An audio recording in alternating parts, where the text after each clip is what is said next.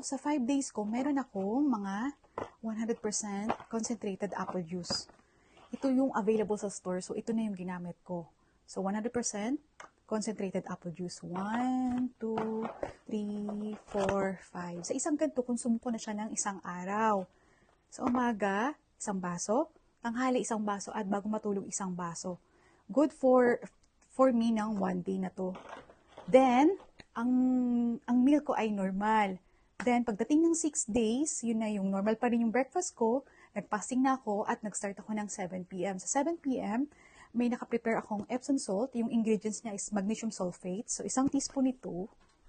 Isang teaspoon, ganyan. Lagay ko sa baso, may water, at minix ko siya, ininom ko siya. 7 p.m. yon. Then, inulit ko siya ng 9 p.m. So, kumuha ulit ako. Nilagay ko dyan with water and then mix and then ininom ko siya. Pagdating ng 11 p.m., nag-squeeze na ako ng lemon. So, ang nagamit kong lemon ay 4. Kasi, yung size niya kasi medyo malalaki siya. So, yan. Ito yung aking ginamit na 1/2 cup. So, dito ko siya nilagay, yung syrup niya. Then, nilagay ko sa baso.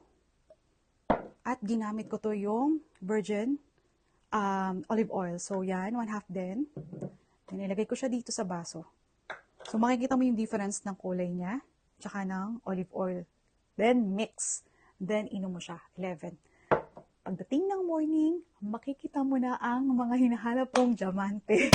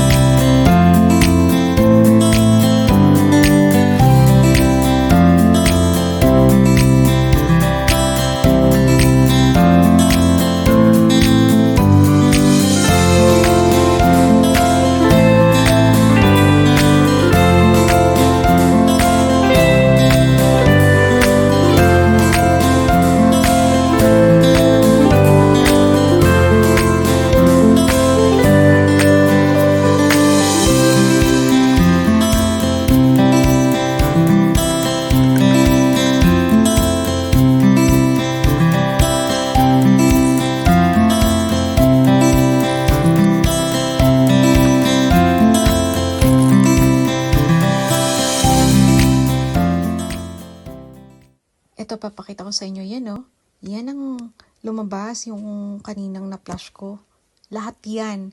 Actually, marami pa yan. Hindi ko lang talaga na makuha yung iba kasi kailangan dapat may yung strainer, yung salaan. Kasi iba medyo maliliit na hindi ko na kaya yun eh. So, yung ni-flash ko na. Ito yung medyo malalaki, yan yung mga nahawakan ko. Kaya, yan.